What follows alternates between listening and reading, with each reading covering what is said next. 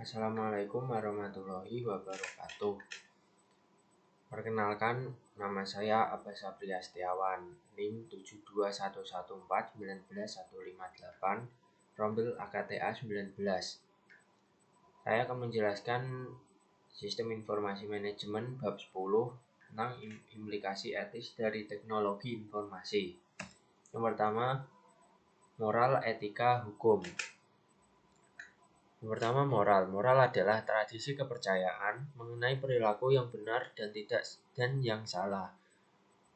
Etika yaitu satu set kepercayaan standar atau pemikiran yang mengisi suatu individu, kelompok, atau masyarakat.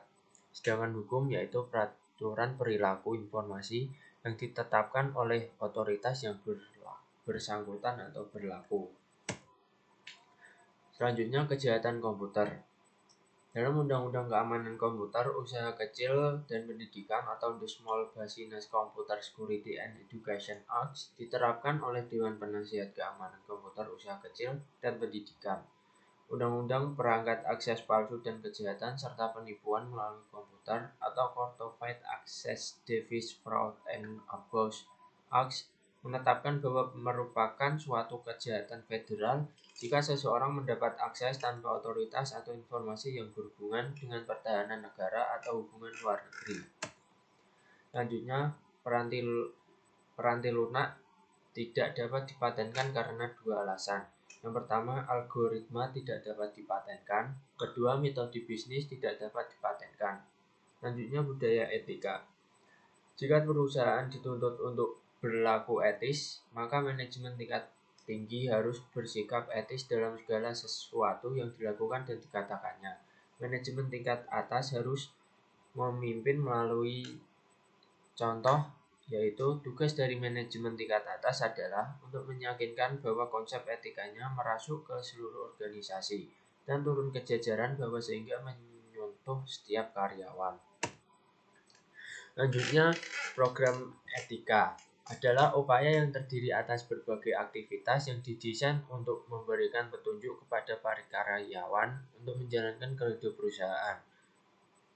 Kredo perusahaan adalah pernyataan singkat mengenai nilai-nilai yang ingin dijunjung perusahaan. Tujuan kredo tersebut adalah untuk memberikan individu dan organisasi, baik di dalam dan di luar perusahaan, akan nilai-nilai etis yang dianut perusahaan tersebut. Kode perusahaan yang disesuaikan yaitu banyak perusahaan merancang sendiri kode etik perusahaan mereka. Terkadang kode-kode etik ini merupakan adaptasi dari kode untuk industri atau profesi tertentu.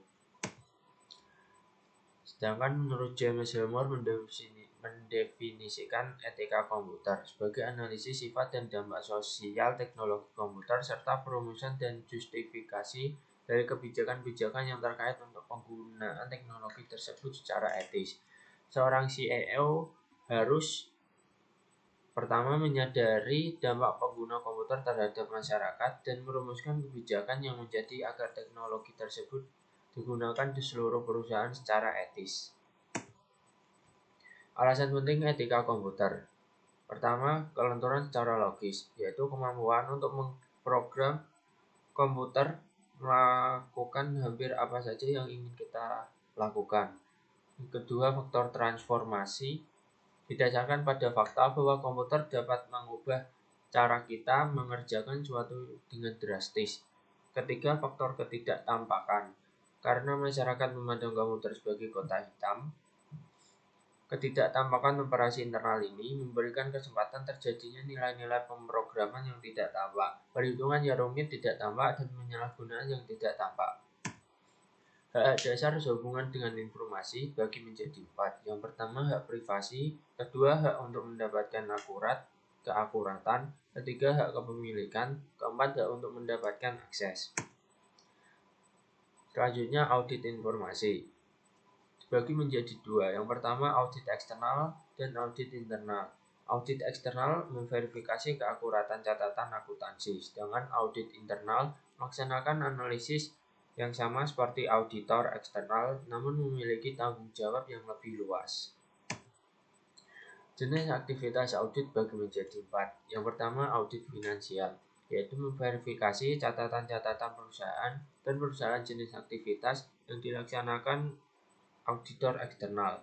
Kedua, auditor operasional, yaitu tidak dilaksanakan untuk memverifikasi untuk keakuratan catatan, melainkan untuk memvalidasi efektivitas prosedur.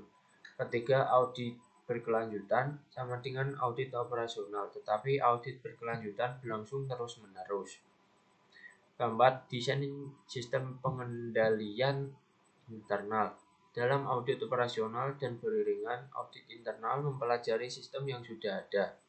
Namun, auditor tidak harus menunggu sehingga sistem diimplementasikan untuk memengaruhi sistem tersebut.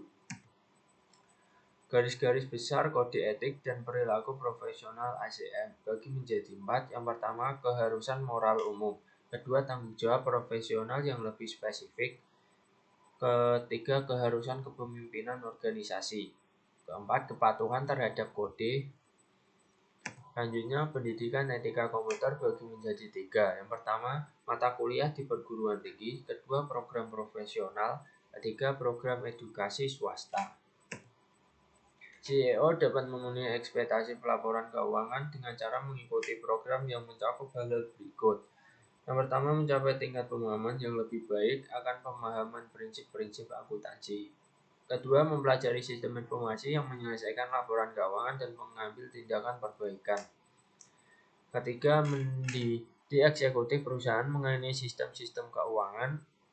Keempat, mengintegrasikan ke dalam sistem informasi alarm yang memperingatkan eksekutif terhadap aktivitas yang membutuhkan perhatian. Kelima, secara aktif berpartisipasi di dalam memberikan informasi keuangan kepada elemen lingkungan. Keenam, mengendalikan dengan ketat keuangan yang dihabiskan untuk sumber daya informasi. Sekian presentasi dari saya. Apabila ada salah mohon dimaafkan. Assalamualaikum warahmatullahi wabarakatuh.